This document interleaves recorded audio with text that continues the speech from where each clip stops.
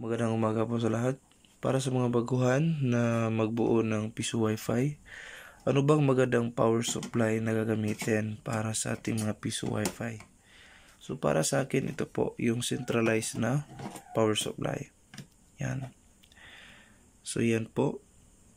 Tingnan nyo yung 12 volts at 5 amps. Yan. So parehas lang to sila. Yan. Ito yung brand naman. 12 volts, 5 amps. Yan. So, bakit maganda gamitin to? Sa akin kasi, ito yung mas magandang gamitin kasi pag time na mag-fluctuate yung kuryente natin, hindi siya madaling mamamatay. So, meron siyang mga 5 seconds bago siya ma-trip off. Di gaya ng ibang mga power supply na once mag-trip off yung kuryente, automatic din siyang mamamatay diretso. So, yan yung rason na kadalasan yung board natin sa ating mga piso Wi-Fi ay madaling masisira.